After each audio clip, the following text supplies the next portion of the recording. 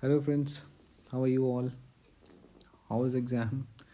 It sounds a balanced paper and it sounds like every subject have a representation in this.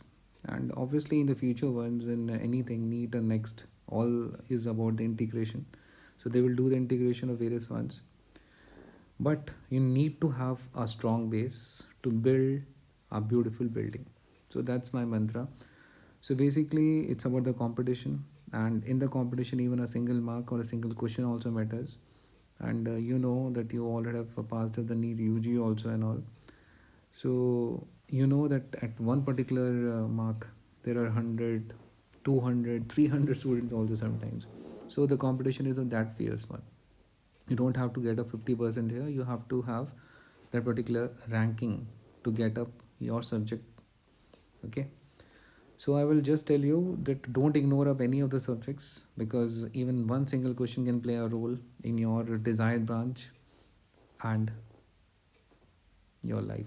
Okay, so without wasting time, and I will give a quick recap of all the questions and answers. I suppose I don't have the real choices and all, and I myself saying before only that I'm not pretending that this is the exact questions, these are the exact options and all which were there. These all are recall based and I could not able to get most of them. Let me like say it very frankly, but my purpose is that I should discuss that particular topic somewhat, and I should give you the answer which is like most likely in that particular one. So I hope you understand, and those choices which you can tell up, please tell in the comment section. Now let's start up. Now, this question, leptospirosis. This is in the last aims also, and again they have asked regarding leptospirosis. So leptospirosis, they are in and around that. They definitely they will ask up the questions regarding this again and again. So remember, guys, leptospirosis is bound to come in some form or another. For that, you need to remember a triple R formula. And what is triple R? Rat, rice, and rain. Okay, rat urine contaminates the rainy water and it happens to those who works in the paddy fields. So that mnemonic helps you to remember regarding the leptospirosis. Rat, rice and rain. Rat urine, paddy field workers, rainy water. That you need to remember. Fine. Besides this, the culture medias and all, they are also important up. That is the EMGH, Fletcher and Korthoff. Other than that, the MAT, the serological test which is being done here, that is being asked again and again. It's a spirochete that you already know. Fine. Leptospira interrogans is an important species which leads to this Fields disease and all. But let me tell you some intricacies also of this particular one. This was a question which was there in the last one. Okay, in that you remember two things. The incubation period is 2 to 20, that is 2 and then 10 times 20. Other than that, it is being found in all these particular sites: blood, CSF, and urine. Then there is the acute stage, then there is a convulsant stage, and later on in months to years, chronic one. Okay, in a chronic one, you can see up this word uveitis. So this might be a feature which you can see up in the exam here. Other than that, interstitial nephritis also happens to be there, because I have seen a question in which uveitis was being given up importance in the case of leptospira. Now, basically, I like to tell you one thing, that that fellow might give you some of the options of recreational exposure. That somebody have gone for swimming and water skiing, and after that develop these kinds of features and all that. So that might be in the exam. Other than the domestic animal contact and all, so all these things are there, which you have to look out in the question. And how does it transmit? Through the cuts, abraded skin. There is a phase here there that is termed as leptospiremic phase, the initial phase. Okay, that is having a fever of 3 to 10 days duration here, and basically it goes into the blood in this leptospiremic phase. Then second phase comes, which is termed as immune phase, in which there is a appearance of antibodies, but there is a disappearance of leptospires from the blood. Remember, the second phase is having a disappearance of leptospires from the blood, which was there in the first one. Now, other than that, I would like to tell you, I have already told you that 2 to 20 days is the incubation period round off, and there is fever. Remember this word. If you find this word in any of the question, you should think for whom? Leptospira. Along with muscle tenderness, lymphadenopathy, rash, hepatosplenomegaly, they all are features of this leptospira stuff. Case fatality rate is 1 to 50%, very variable, and this Wheel syndrome or Wheel's disease done by leptospira interference is a serious affair. Okay, in which the hemorrhage, jaundice, and acute kidney injury can also happen. What is the characteristic which I want to like emphasize? This autoimmune uveitis, which I've show saying you just seen in the chronic one. Other than that, there is a hypokalemia, hyponatremia, and remember this point. If this is being emphasized in the exam, then they are talking about what? Leptospira, guys. Fine. Now, the drug of choice for the mild cases, doxy, and for severe cases, you can give the penicillin as per the Harrison. Okay, MAT you already know, that is the microscopic agglutinated test. And if somebody says which is the investigation of choice, answer is as usual PCR. PCR for the Leptospira is the best. And Leptospira is what? It's a spirochete. Now, coming to the second question. Second question is transplacental transmission with microcephaly and Hofbauer cells. There was there in the some picture they were telling. Answer to this question is Zika. Rubella also causes microcephaly, but the incidence is more with the Zika. And I suppose if this was a picture and you're able to see up this mosquito, then your work is done. And I suppose the mosquito was not there in the picture. That was a problem. Okay. But still, the incidence of microcephaly is more with the Zika as compared to the rubella. Fine. So answer to our question is, I could not able to get much of the hints what was asked exactly. If you can tell in the comment section. I will be glad to know. Fine. Now, coming to the third one. So I will be a bit fast because this is a short video, and after that I will make a long video along with the proper choices and all. Fine. The steps of Albert Stein was being asked, I suppose. I don't know exactly what was being this, but image was not being given up. But what they want to ask. So basically, Albert staining is important staining, which I discussed in the lectures also.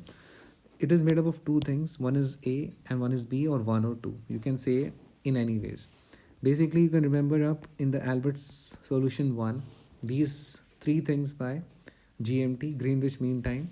G is glacial acetic acid, M is malachite green, T is toluidine blue. This is Albert solution 1. Albert solution 2 is regarding iodine and potassium iodide. This is there.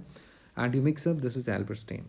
And how does the concomitant diphtheria looks like in this? Like this. And these are what? These are the metachromatic granules. And this pattern is termed as what? Chinese letter or cuneiform. And these particular fellows are blue-black in color. Fine. After the Albert staining.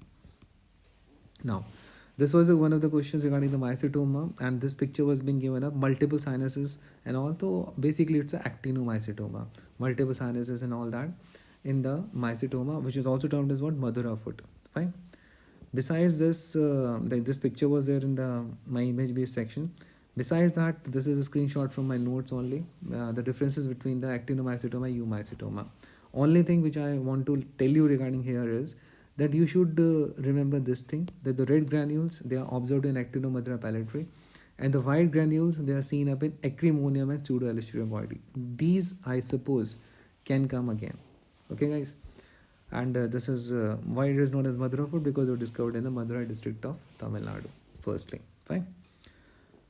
Now, this was the image-based questions, and the options are sporotrichosis and mycetoma. So, sporo it was not so, because that is having a unique pattern, and that was a question in the last aims regarding sporo and all. Fine. And mycetoma, this was there. And then this was the image-based question regarding the scaris, and that is also termed as roundworm. And if you if you are a follower of my YouTube channel, this particular video I have already put up. See, in October I put up this particular one. I got it from my friend Dr. Munjal, who is a DM gastro. Okay, while doing up this endoscopy and all, he got this scaris. So I have written up in the I've uploaded this video up in the YouTube channel of mine. And you can also subscribe to my channel. Okay.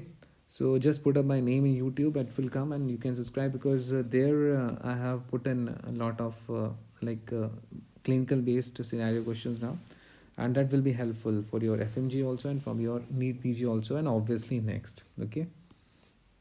Now, there was a question regarding the cholera. The cholera causes disruption of what? So the three options were there: Zona occludens, hemidesmosome, and desmosome. I don't know these were the options or not, but yes, this is for sure the answer. And because it is one of the virulence factors which is being this particular thing is being disrupted up by this cholera stuff, that is Vibrio cholerae. And hemidesmosome and desmosome, that is for the cell to cell adhesion, that is there. And I have written up regarding these fellows. A desmosome is also termed as what? Macula adherens, first thing.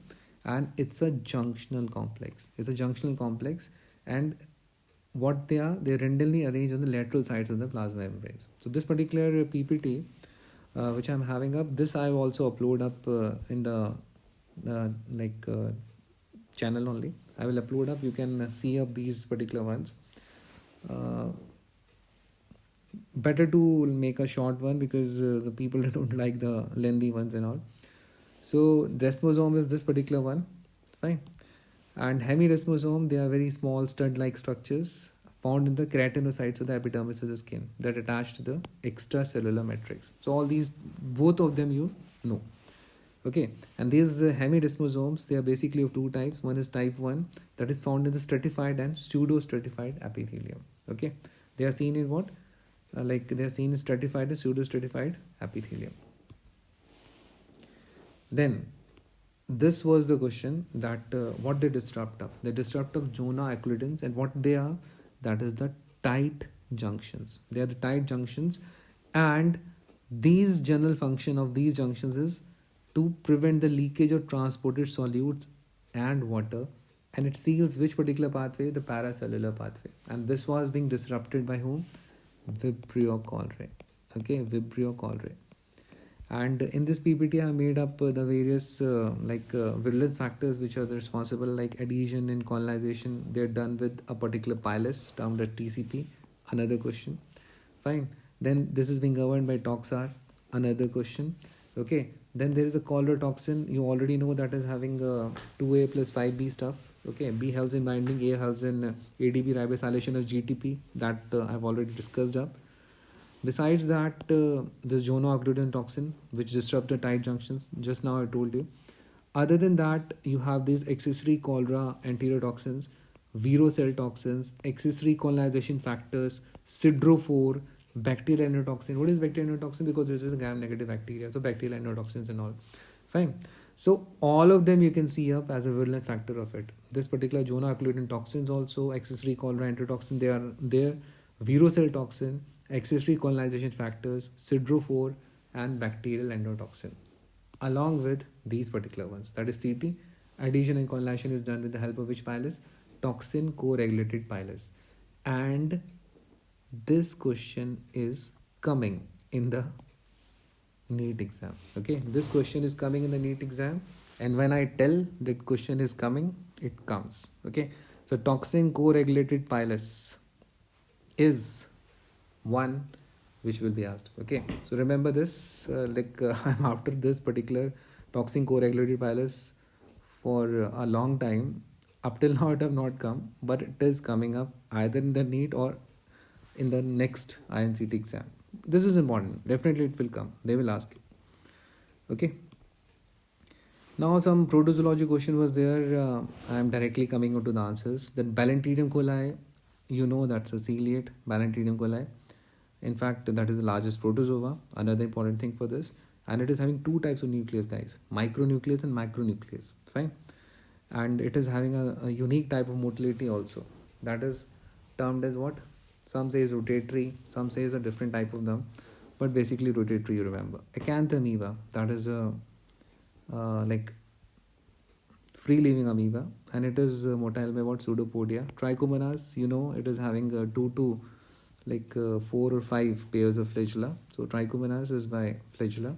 And Toxoplasma, I suppose there was this option. It relies on the actin cytoskeleton to glide and enters its host cell.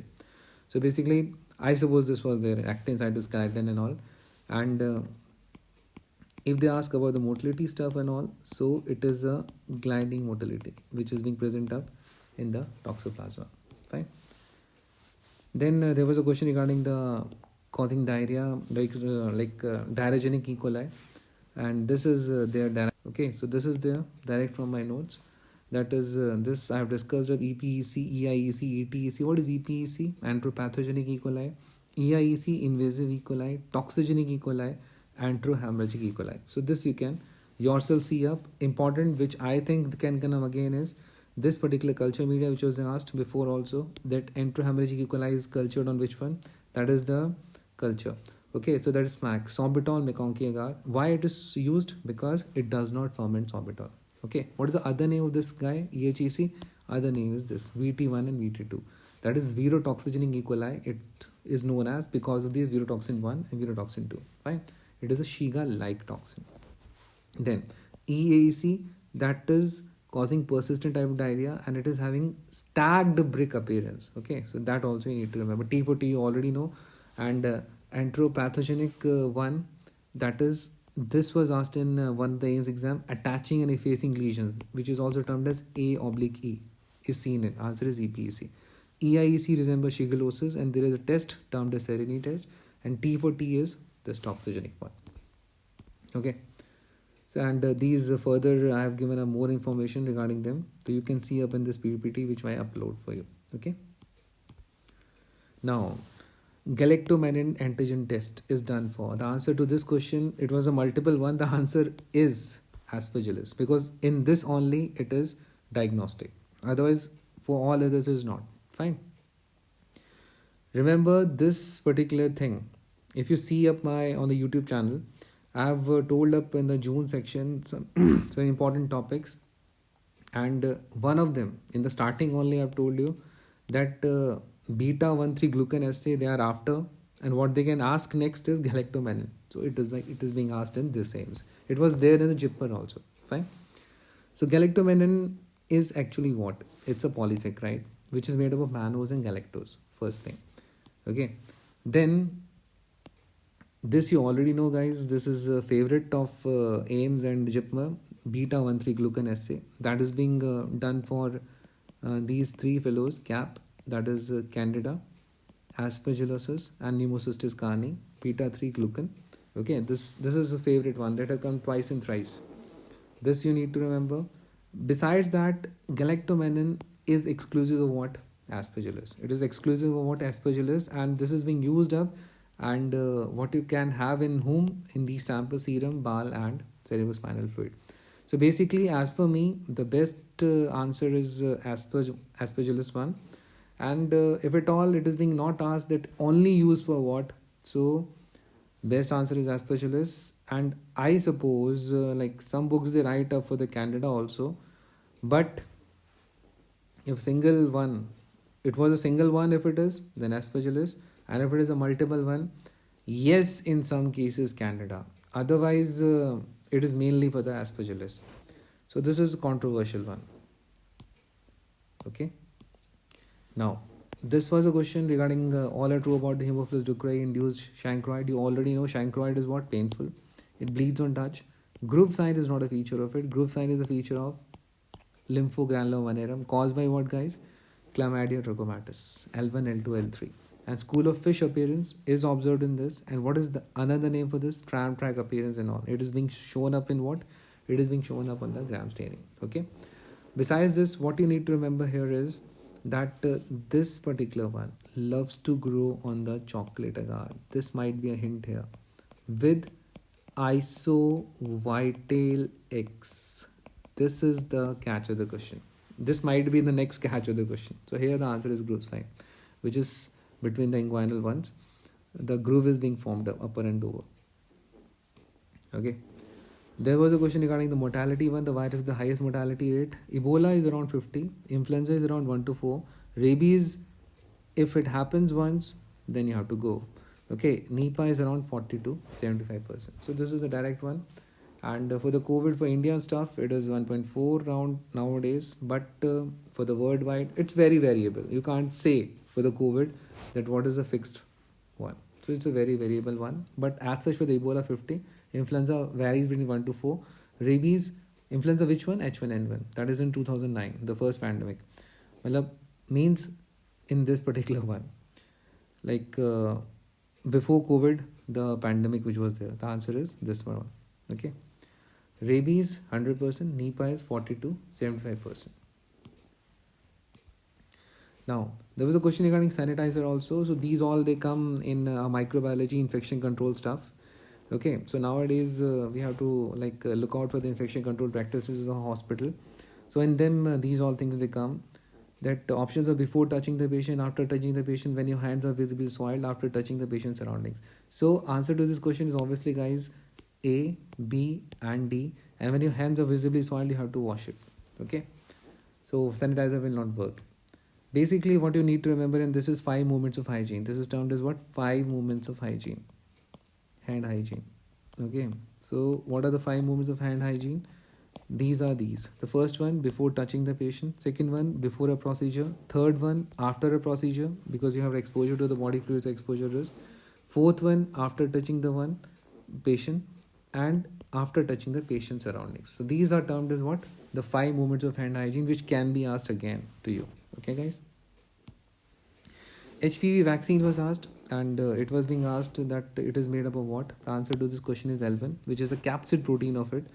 And already you know that it is of like Gardasil Cervarix, and Gardasil is against this 611 1618, and it is synthesized in the yeast. Which one? Saccharomyces cerevisiae. Fine.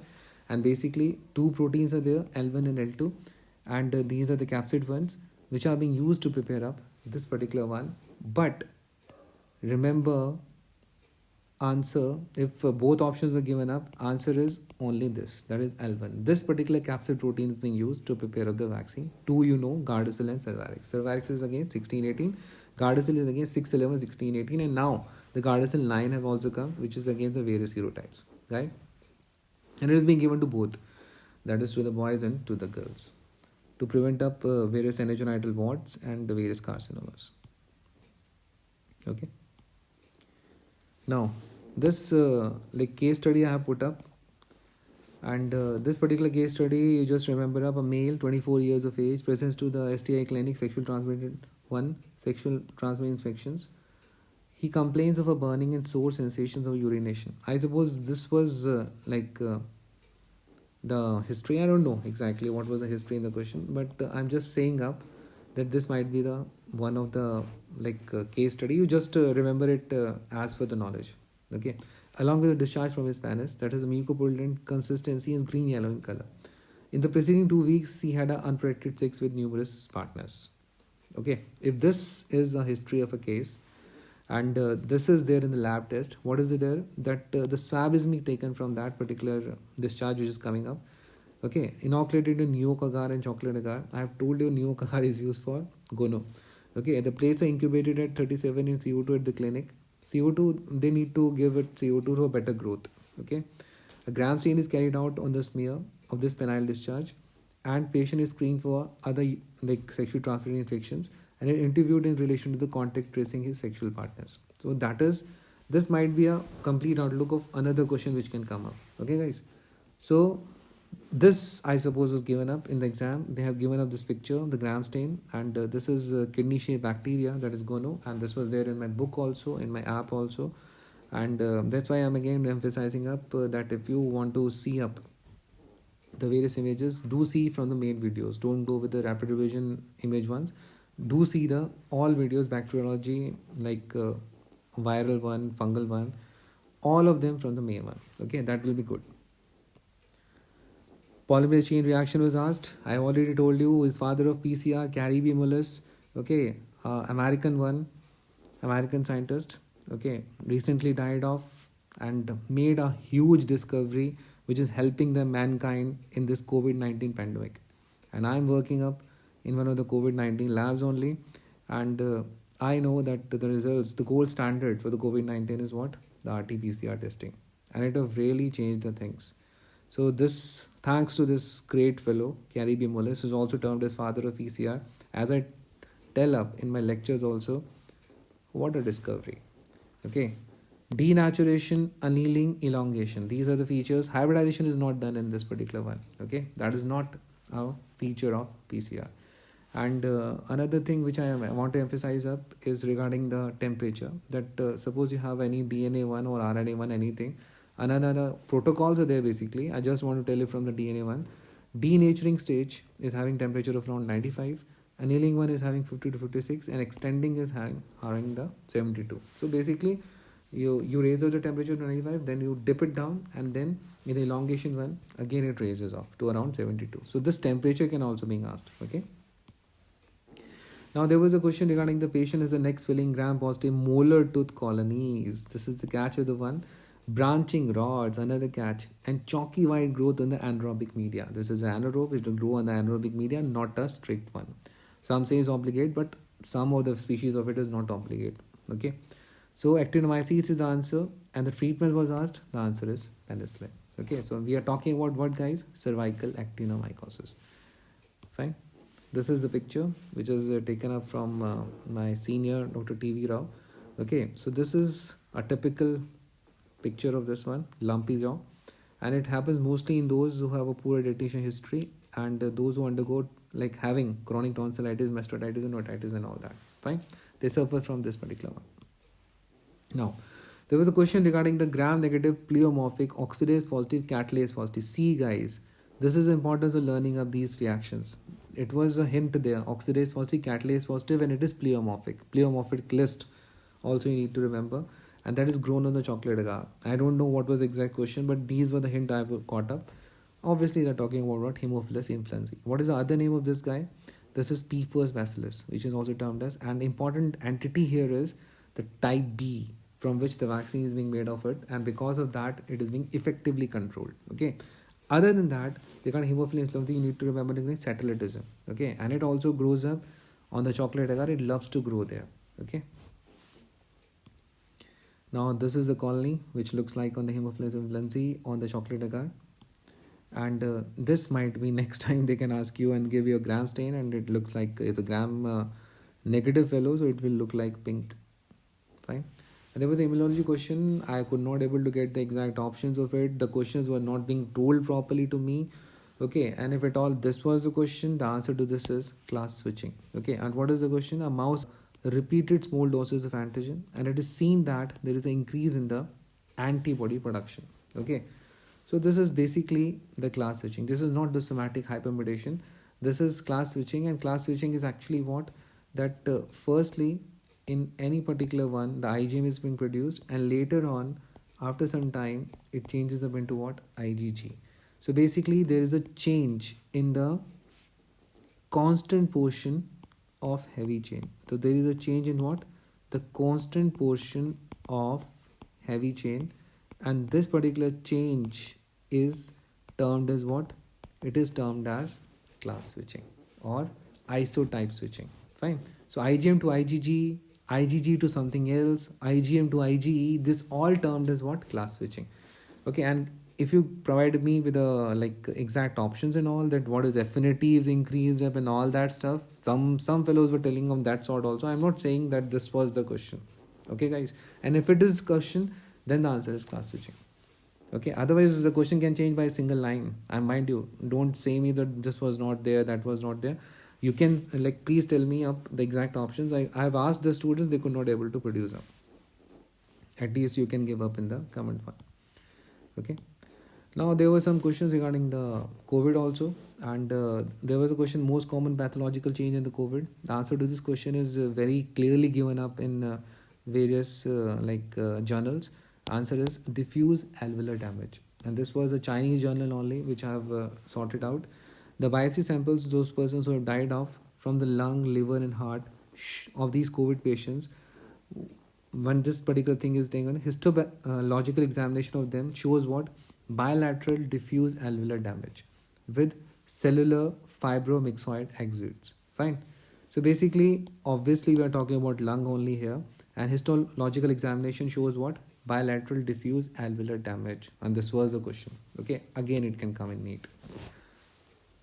Then there was a question, which drug decreases mortality in the COVID? Okay, so guys, first thing I want to tell you that these antiviral drugs, as per me, I don't know, it is changing every day. As per me, the answer to this question is low molecular weight heparin and steroids. Okay, steroids is being told by the UK fellows that they reduce the mortality, and low molecular weight heparin, enoxaparin and all, they definitely play a role in decreasing the mortality. But these particular antiviral drugs, remdesivir and Fabiflu, I am very doubtful that they do not decrease any sort of mortality. Remdesivir is a recently FDA approved drug. So this also can come as a question, that which is recently FDA approved drug, that is Remdesivir. But now the studies are coming up, this is not of any use. Okay. The Faviflu, for this at least good reports are there that recovery rate is good of these particular ones, in which it starts early. Faviflu, that is also termed as Favipiravir. But as such, it decreases mortality, that is itself a doubt. But low molecular weight heparin and steroids, definitely they decrease the mortality. For this, I will suggest you that in the AIMS, there is a protocol which is there in my group one also. You can just see up the AIMS protocol, and I have shared up in the prep leader group also. So you can see of that particular one, you can study that which particular things the decrease of the mortality and all that, how, when to admit the patient and all. Because I suppose one of the questions was there, that what is the general criteria to admit the patient and all. Okay, so in that everything was written properly, so you can check upon that.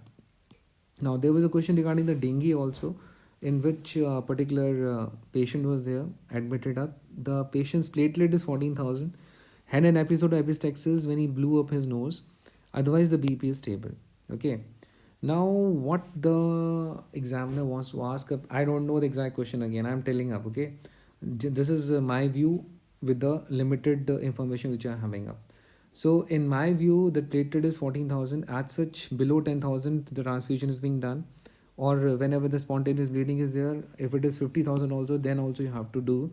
But in this case, I will suggest, as per me, that platelet transfusion should be done even though it is 14,000, because there is a episode of epistaxis and BP is stable, so it can be manageable with the help of oral fluids and all.